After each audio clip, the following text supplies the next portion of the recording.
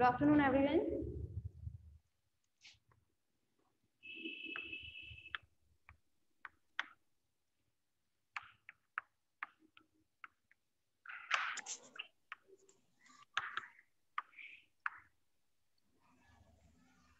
हाँ भाई, final year आप लोगों के में जो टॉपिक आज से स्टार्ट हुआ था, मतलब पहले जो हम लोग कर चुके हैं स्टार्ट, वो थे कॉन्सेप्ट ऑफ इथोलॉजी। आपका कॉन्सेप्ट ऑफ इथोलॉजी खत्म होने पर आ गया है।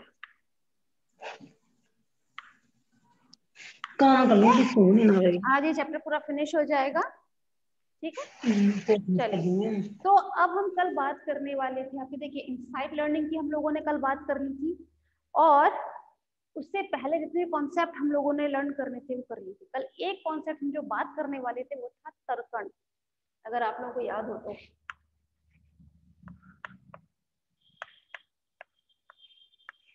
है ना, तर्कण। तर्कण मीन होता है रीजनिंग।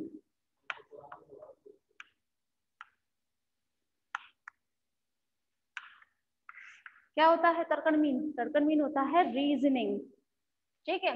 रीजनिंग के बारे में तो आप लोग भी जानते हैं क्लास, रीजनिंग क्या होता है, ठीक है। जब हम, अच्छा इसके बारे में कल शायद थोड़ा सा तो बताया था कि रीजनिंग क्या होता है,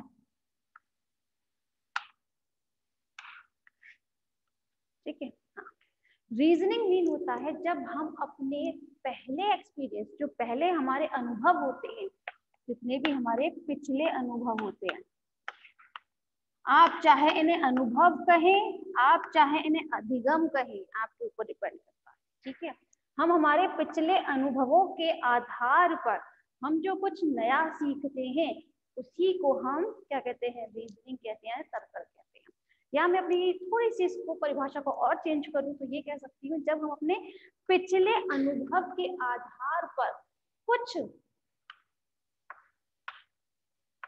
नई समस्याओं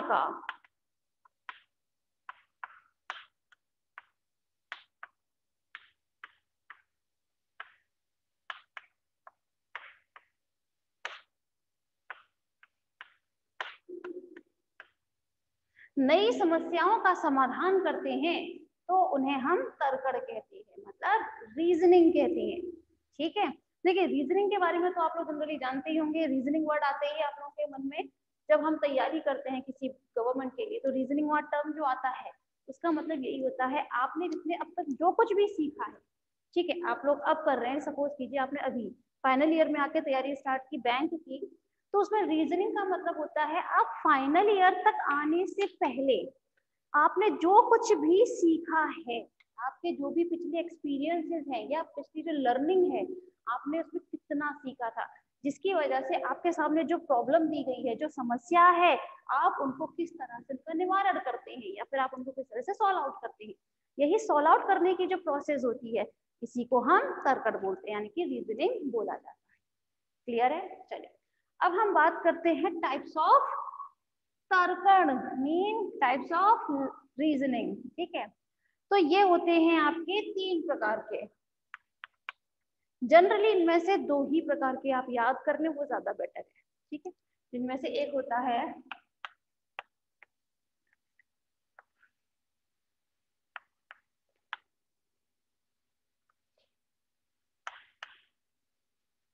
deductive reasoning and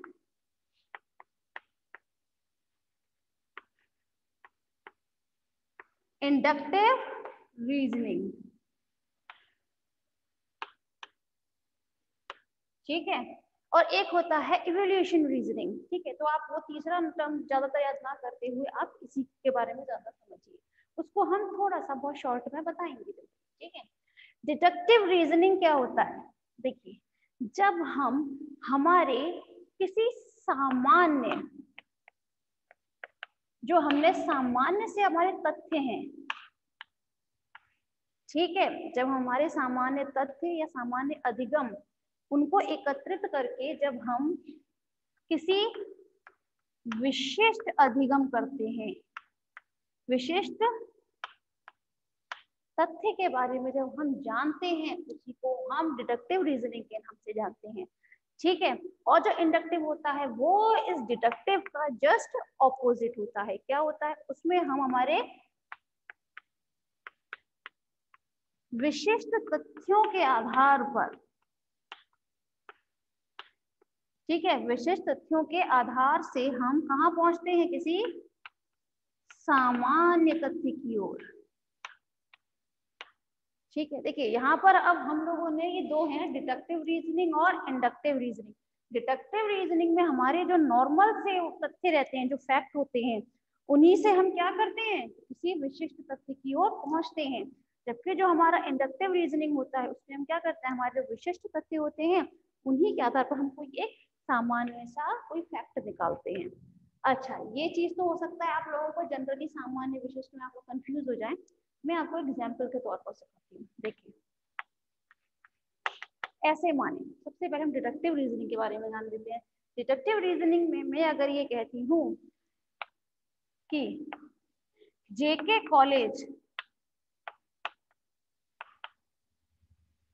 Hindi medium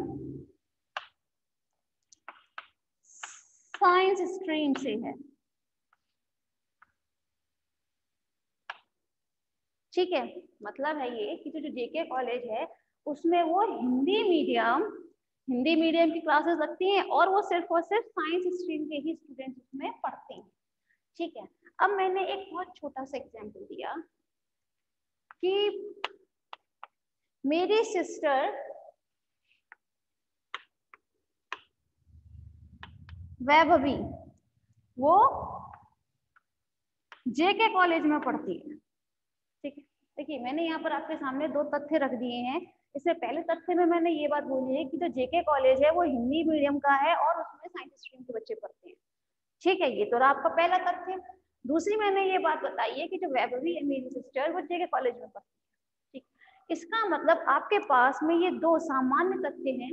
इससे जो दो फैक्ट है ना आपके पास, अब इसी चीजों के आधार पर आपने एक विशिष्ट तथ्य क्या निकाला है कि आप जो वैभवी है, ठीक है, वैभवी वो साइंस स्ट्रीम की स्टूडेंट है ना। किसके स्टूडेंट है वो, साइंस स्ट्रीम की स्टूडेंट है और हिंदी मीडियम से। देखिए एक बात और, अब मैंने आपको ये दोनों तथ्य बताए, ठीक है, आप मुझसे ऐसा क्वेश्चन पूछोगे क्या फिर कि तो फिर वैभवी आर्ट्स से है या कॉमर्स है, उसके पास सब्जेक्ट क्या है, कुछ इस टाइप के जो नॉनसेंस सवाल होते हैं फिर वो आप मुझसे नहीं पूछोगे। क्यों? क्योंकि मैंने आपको ऑलरेडी दो तथ्य यहाँ बता चुकी कि भाई जेके कॉलेज वैभवी जो है वो जेके कॉलेज में पढ़ती है और जेके कॉलेज कैसा है, हिंदी मीडियम में और साइंस स्ट्रीम में, उसमें सारे साइंस स्ट्रीम के स्टूडेंट पढ़ते हैं। तो मतलब आपने खुद में ही इतना कॉमन सेंस था कि आपने समझ लिया कि जो वैभवी है वो साइंस साइड की स्टूडेंट है और हिंदी मीडियम से बिलोंग करती है। तो आप मुझसे कभी नहीं पूछोगे कि आपके पास आर्ट्स है या कॉमर्स है ना। इस टाइप का जो मतलब बहुत बेकार सवाल है वो आप मुझसे नहीं पूछोगे जनरली। ठीक है, इसी का जस्ट ऑपोजिट होता है इंडक्टिव रीजनिंग। ठीक है, इंडक्टिव रीजनिंग क्या होती है फाइनली जरा ध्यान दीजिएगा। इंडक्टिव रीजनिंग में हम किसी विशिष्ट तथ्य से हम सामान्य तथ्य की ओर जाते हैं। तात्पर्य जब हमारे पास जो तथ्य हैं, जो फैक्ट्स हैं, हमारे पास जो डेटा है वो कुछ विशिष्ट है, ठीक है, और उन्हीं से हम किसी सामान्य तथ्य की ओर, हम किसी सामान्य तथ्य को हम जाने, उसी को हम क्या बोलते हैं, इंडक्टिव रीजनिंग बोलते हैं। कैसे बोलते हैं, एक एग्जांपल देख लेते हैं हम लोग। देखिए, आप लोग जनरली जानते होंगे कि जो चिंपैंजी होते हैं, ठीक है, वो काफी हद तक हरकतें जो करते हैं वो ह्यूमंस जैसी होती है ना। तो जब हम एक चिंपैंजी के बच्चे को,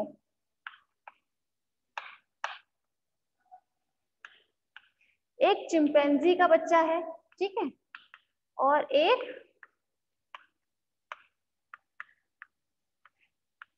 मानव का बच्चा है, या हमने दोनों इन्फेंट यूज किए हैं। इन्फेंट मीन जब बच्चे बहुत छोटे होते हैं, जन्म के बाद जो नवजात जिन्हें हम बोलते हैं, ठीक है, तो हमने यहाँ पे नवजात बच्चे लिए किसके, चिंपैंजी के और मानव के।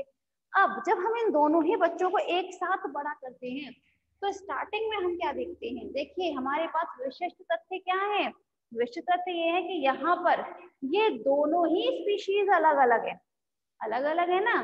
देखिए चिंपैंजी अलग उसमें होता मैमल ही है, ठीक है, लेकिन इनकी ये स्पीशीज मानव से बिल्कुल डिफर होती है ना। तो यहाँ पे ये अलग अलग है, विशिष्ट तथ्य है हमारे पास। अब हमें किसी एक नॉर्मल तथ्य, किसी एक नॉर्मल फैक्ट की ओर जाना है, तो उसमें हम करेंगे क्या, जब हमने इन दोनों बच्चों को एक साथ जब हमने बड़ा किया तो हम देखते हैं स्टार्टिंग में इन दोनों ही बच्चों की ग्रोथ जो है वो सेम हो रही थी। सेम मतलब वो एक साथ ही तो लगभग चलना सीखे, थोड़ा सा बोलने की कोशिश करते थे, एक्टिविटी सेम कर रहे थे, मतलब काफी हद तक वो एक जैसे व्यवहार प्रदर्शित कर रहे थे। लेकिन जैसे जैसे आपका टाइम निकलता गया, जैसे जैसे समय व्यतीत होता गया, वैसे वैसे इन दोनों ही बच्चों में अंतर आने लगा। क्या अंतर आने लगा? ये जो मानव का बच्चा था, इसने क्या किया, इसने ये जल्दी से बोलने लगा। भाई ये तो बोलने लगा, जबकि इन दोनों बच्चों ने आवाज एक साथ निकालना ही सीखी थी। आवाज ये दोनों एक साथ ही निकालना सीखे थे। भाई आवाज निकालना तो ये हमारी इननेट प्रॉपर्टी होती है, जन्मजात होती है, ये तो है ना। लेकिन आवाज निकालना दोनों बच्चे एक साथ सीखे थे, लेकिन जो मानव का बच्चा था उसने बोलना सीख लिया, जबकि चिंपैंजी जो था उसका बच्चा कैसे बोल सकता है, वो तो बोल ही नहीं सकता जनरली। ठीक है, तो धीरे धीरे करके जैसे जैसे और समय निकलता गया, इन दोनों ही बच्चों में काफी हद तक डिफरेंस मिलता गया, है ना। तो इसी तथ्य के आधार पर ये कहा जाता है कि जो वाणी होती है मानव की, ठीक है, वो उद्विकास की एक श्रेष्ठतम इकाई है। जो वाणी है, वाणी मीन होता है बोलना, ये जो हम बोलते हैं, ठीक है, वो उद्विकास मीन इवोल्यूशन, इवोल्यूशन की बहुत अच्छी, बहुत उच्चतम इकाई मानी जाती है। ये हमने उसका सामान्य सा तथ्य निकाल दिया अपने एक नॉर्मल से फैक्ट से, ठीक है, विशिष्ट फैक्ट जो हमारे पास थे उसके आधार पर हमने क्या किया, एक सामान्य सा तथ्य की ओर हम पहुंचे थे। ठीक है, तो यहाँ पर जो हमारा कॉन्सेप्ट था वो था रीजनिंग। रीजनिंग में हम क्या करते हैं, वहां पर हम अपने अनुभव कहें चाहे अधिगम कहें, अनुभवों से हम कुछ नई समस्याओं का समाधान करते हैं। ठीक है, नई समस्याओं का हम समाधान करते हैं। रीजनिंग जो होती है बेसिकली 3 टाइप की होती है, deductive reasoning, inductive reasoning and evolution reasoning. या इवोल्यूशनरी रीजनिंग के बारे में समझिए क्लास। इवोल्यूशन रीजनिंग नाम से पता चल रहा है, इवोल्यूशन मीन क्या होता है, इवोल्यूशन मीन होता है मूल्यांकन करना। ठीक है, मूल्यांकन से मतलब होता है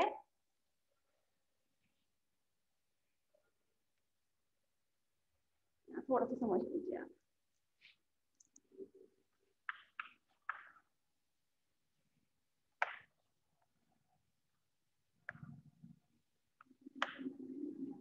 इवोल्यूशन रीजनिंग मतलब होता है जब हम हमारी किसी नई परिस्थिति, जब हम हमारी किसी नई परिस्थिति के बारे में कुछ अच्छा या बुरा जो अवलोकन करते हैं, ठीक है, जो आकलन किया जाता है, उसी को हम क्या कहते हैं, इवोल्यूशनरी रीजनिंग। ठीक है, एक बार फिर समझ लीजिए कि मूल्यांकन रीजनिंग या मूल्यांकन तर्कण क्या होता है। तो उसमें हम जब किसी नई जो हमारी परिस्थिति होती है, ठीक है, जब हम उनका मूल्यांकन करते हैं, यानी कि उनका जो आकलन किया जाता है, उसी को हम इवोल्यूशन रीजनिंग यानी कि मूल्यांकन रीजनिंग कहते हैं। ठीक है, तो यहाँ पर आपने 3 टाइप के सीखे, मगर इसको इतना इम्पोर्टेंट नहीं जितने आपके ये दोनों डिडक्टिव रीजनिंग और इंडक्टिव रीजनिंग है। होप सो आपको ये चीज समझ में आई होगी। ठीक है, फाइनल ईयर क्लियर है ये? कोई प्रॉब्लम है तो आप पूछें, नहीं तो फिर से हम रफ करते हैं भाई, फिर आगे हम हमारे कॉन्सेप्ट की तरफ चलते हैं हम। मैम किसी का वो आया? फाइनल ईयर कुछ बताया करें आप।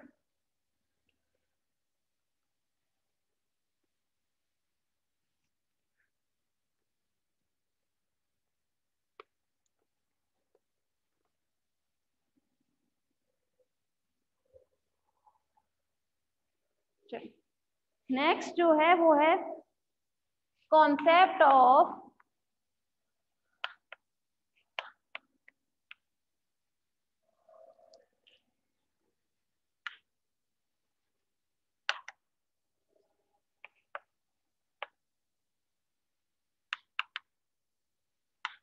कॉन्सेप्ट ऑफ जेनेटिक्स बिहेवियर या फिर कॉन्सेप्ट ऑफ बिहेवियर जेनेटिक्स। ठीक है, इसका मतलब होता है कि हमारे जितने भी हम जो भी व्यवहार प्रदर्शित करते हैं, सॉरी, वो व्यवहार एक पीढ़ी से, पीढ़ी मतलब जनरेशन, एक पीढ़ी से दूसरी पीढ़ी में ट्रांसफर होते रहते हैं। ट्रांसफर मीन स्थानांतरण, ठीक है।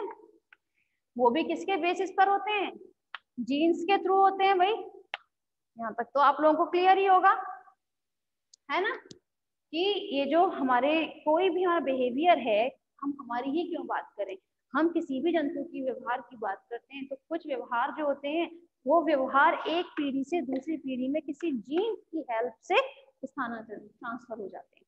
तो ये जो ट्रांसफर होने की जो प्रोसेस होती है फाइनली, इसी को हम क्या बोलते हैं? Concept of genetics behaviour, concept of behaviour genetics, ठीक है। यहाँ पर हम व्यवहारिक की हम उदाहरण पढ़ेंगे जो किसके बेसिस पर है? हमारी जेनेटिक्स के बेसिस पर है, ठीक। तो चलिए इसका एग्जाम्पल देख लेते हैं हम। एग्जाम्पल की अगर हम बात करते हैं तो कुछ वैज्ञानिकों ने क्या किया, कुछ एनिमल्स पर एक्सपेरिमेंट किए थे। कैसे एक्सपेरिमेंट थे समझिएगा। उन्होंने ध्यान दिया कि ये जो हमारी हनी भी होती है, मतलब मधुमक्खी, ठीक है, ये मधुमक्खियां जो होती हैं, और मधुमक्खियों में भाई 3 स्ट्रेन पाए जाते हैं, आप लोगों को पता होगा कौन कौन से होते हैं प्रभेद। एक होती है रानी, सेकंड इज नर या फिर ड्रोन, एंड थर्ड इज श्रमिक, ठीक है। तो वैज्ञानिकों ने एक बात नोटिस की कि यहाँ ये जो श्रमिक होते हैं, ठीक है, ये श्रमिक क्या करते हैं, जब ये कोई हाइव का निर्माण करते हैं, हाइव समझते हैं ना क्लास आप? हाइव मीन होता है मधुमक्खी का छत्ता, मधुमक्खी के छत्ते को हम इंग्लिश में हाइव बोलते हैं। तो ये जो हाइव का निर्माण करते हैं, इनमें से कुछ जो श्रमिक होते हैं वो क्या काम करते हैं, वो एक इस टाइप की निगाह रखते हैं अपने हाइव में, तो है क्या, अच्छा, कि वो क्या चीज निगाह रखते हैं कि उनके हाइव में कोई प्यूपा, लार्वा या और स्टेजेस जितनी होती हैं इनमें, ठीक है, कोई अदर श्रमिक वर्कर कोई इस हाइव के अंदर है। भाई ये कैसा होता है? हेक्सागोनल शेप होता है,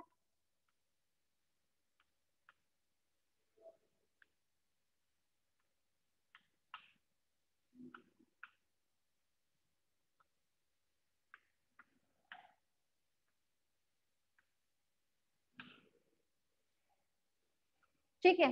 तो वो करते क्या है जनरली, ये श्रमिक ये चीज ध्यान रखते हैं कि इनके हाइव में प्यूपा, लार्वा या कोई अदर वर्कर जो है, जो श्रमिक है, वो इनमें कहीं मरते तो नहीं जा रहे हैं, ठीक है। और अगर ऐसा कुछ होता है कि भाई कोई लार्वा या प्यूपा के अंदर ही, हाइव के अंदर मर जाता है, तो कुछ श्रमिक वो यहाँ पे, भाई आप लोगों ने जब एपीकल्चर पढ़ा था तो आप लोगों को बताया गया था कि इस पे क्या लगी रहती है, एक वैक्स की एक कैप लगी रहती है। तो वो करते क्या है, इस कैप को हटाते हैं और उसमें से जो लार्वा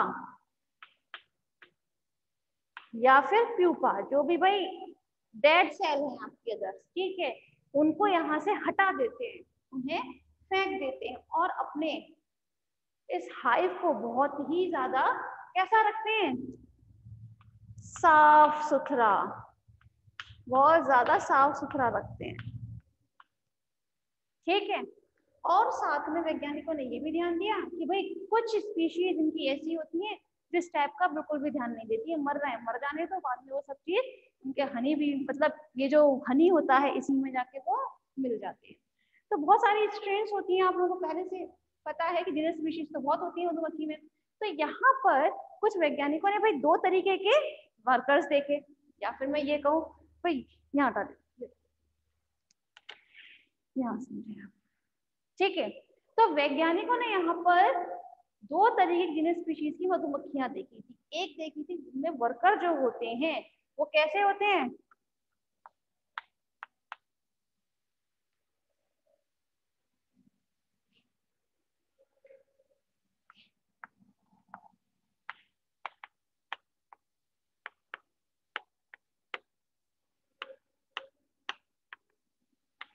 साफ सफाई पसंद करने वाले, मतलब जो इनमें कोई मर जाता था तो उनको निकाल कर फेंक देते थे। ठीक है, तो उन्होंने नाम दिया था साफ सफाई पसंद स्ट्रेन, यानी कि प्रभेद। स्ट्रेन को हम क्या बोलते हैं हिंदी में? प्रभेद। ठीक है, और इंग्लिश में इन्हें हम बोलते हैं हाइजीन।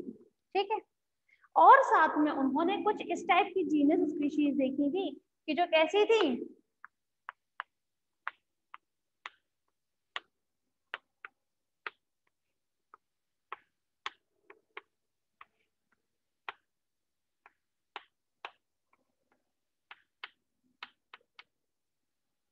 साफ सफाई पसंद न करने वाली देखी थी। ठीक है, और इनको हम बोलते हैं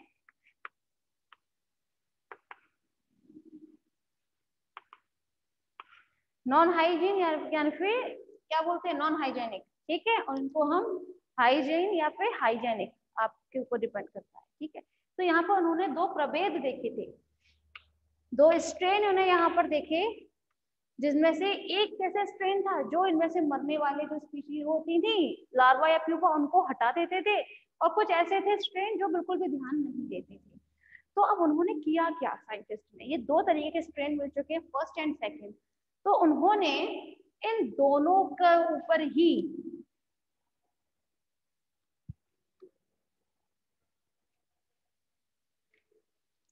जब इन दोनों स्ट्रेन पर क्या कराया था, क्रॉस कराया। ठीक है, क्रॉस मीन जब इन दोनों के ऊपर ब्रीड कराई, प्रजनन कराया, तो उन्होंने एक बात ध्यान दी कि इन दोनों में जो फर्स्ट प्रभेद है, जो फर्स्ट प्रभेद व जो सेकंड प्रभेद है, मतलब सफाई पसंद करने वाले और सफाई पसंद ना करने वाले, जब इन दोनों में इन्होंने क्रॉस कराया था, तो जो F1 जनरेशन इन्हें मिली थी वो कैसी थी, that is a non hygienic. ठीक है, कैसी थी, नॉन हाइजीनिक थी। लेकिन जब उन्होंने क्या किया, जब उन्होंने इसी को, जो नॉन हाइजीनिक जो थे, इन्हीं को जब इन्होंने बैक क्रॉस कराया,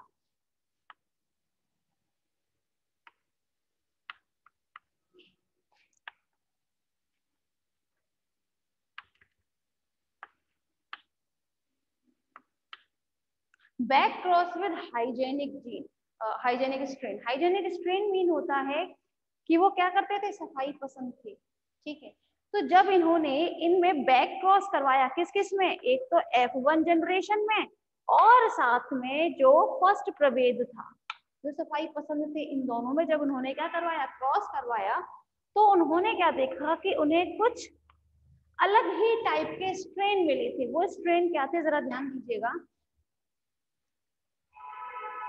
इन्होंने देखा कि यहाँ पर इन्हें कुछ अलग अलग तरीके के श्रमिक मिले थे, मतलब कुछ अलग अलग तरीके के वर्कर्स मिले थे। कैसे थे, कुछ वर्कर ऐसे थे जो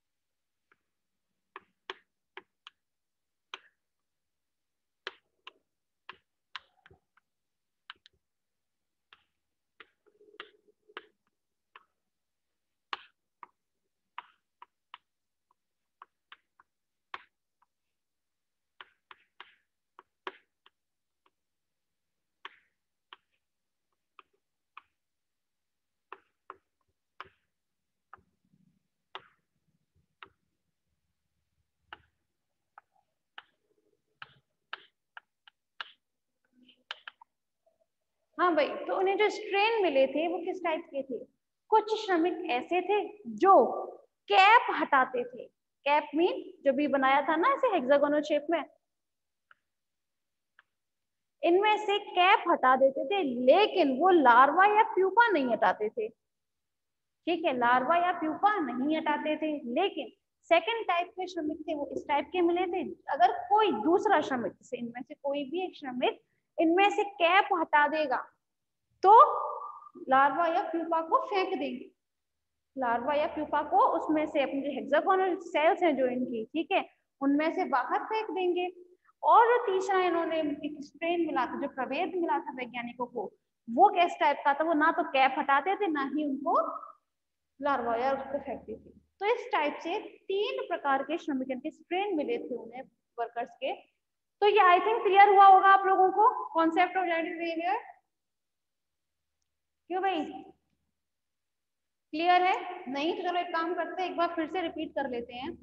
कॉन्सेप्ट ऑफ बिहेवियर जेनेटिक्स में हम करते क्या है, जब हमारी कोई एक कैरेक्टर किसी भी, हम किसी भी प्राणी में हम कहें, किसी भी एनिमल में, तो जब हम किसी भी प्राणी में कुछ कैरेक्टर ऐसे होते हैं जो एक पीढ़ी से दूसरे पीढ़ी में ट्रांसफर होते हैं, और ये ट्रांसफर की जो प्रोसेस होती है वो जीन बेस्ड होती है, इतना तो हम सभी लोग जानते हैं ना, वो जीन बेस्ड होती है। तो जैसे ही वो एक पीढ़ी से दूसरे पीढ़ी में ट्रांसफर होंगे जीन्स के थ्रू, तो इन्हीं को हम किस में रखते हैं, कॉन्सेप्ट ऑफ जेनेटिक बिहेवियर के अंतर्गत रखते हैं। ठीक है, इसके लिए कुछ वैज्ञानिकों ने कुछ एक्सपेरिमेंट किए थे, जिनमें से जो एक एक्सपेरिमेंट है बहुत अच्छा एक्सपेरिमेंट माना जाता है, जिसमें हम करते क्या हैं, इसमें कुछ वैज्ञानिकों ने क्या देखा था कि जो मधुमक्खी होती है उनमें जो प्रभेद होते हैं, 3 प्रभेद होते हैं भाई, रानी, नर और श्रमिक। तो श्रमिक उन्होंने कुछ इस टाइप के देखे थे कि कुछ श्रमिक ऐसे थे कि जो उनकी हाइव होता था उनमें अगर कोई लार्वा या प्यूपा मर जाता था तो वो इजीली इसका कैप हटाकर उसमें से लार्वा या प्यूपा को फेंक देते थे। और साथ में कुछ उन्होंने इस टाइप के प्रभेद देखे थे जिन्हें कोई भी फर्क नहीं पड़ता था कि चाहे उनके अंदर कोई मरे, चाहे जिंदा रहे, गंदा हो रहा है नहीं, उनका होने दो, उन्हें कोई फर्क नहीं पड़ता था। तो उन्होंने इन्हीं दोनों प्रभेद को क्या नाम दिया था, hygienic and non hygienic. Hygienic में जो सफाई पसंद करते थे, मतलब जो कैप हटाकर क्या फेंकते थे, लार्वा या प्यूपा को फेंक देते थे। और जो नॉन हाइजेनिक थे वो कैसे थे, वो सफाई पसंद नहीं करते थे, मतलब वो ना तो कैप हटाते थे ना ही किसी लार्वा या प्यूपा को बाहर फेंकते थे। तो इस टाइप से जब इन्हें ये 2 प्रभेद मिले तो उन्होंने क्या किया, इन दोनों प्रभेद में ही क्रॉस करवाया। ठीक है ना, जब इन दोनों प्रभेद में क्रॉस कराया तो उन्होंने जो फर्स्ट जनरेशन मिली थी, F1 जनरेशन जो इन्हें मिली थी, वो कैसी थी, नॉन हाइजेनिक थी।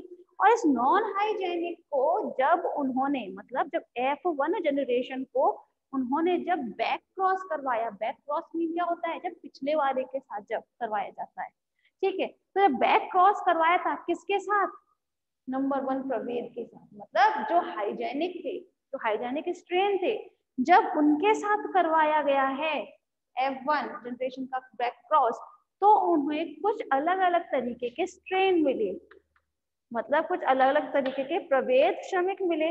वो कैसे थे, उन्होंने देखा कि कुछ तो श्रमिक ऐसे थे जो इनमें से कैप हटा देते थे लेकिन फिर लार्वा या प्यूपा को नहीं हटाते थे, और कुछ श्रमिक ऐसे थे जो कि कोई भी वर्कर अगर उसमें से कैप हटा दे तो वो क्या करते थे, कैप नहीं हटाते थे कभी, अगर कोई दूसरा हटा देगा कैप तो उसमें से लार्वा और प्यूपा को फेंक देंगे।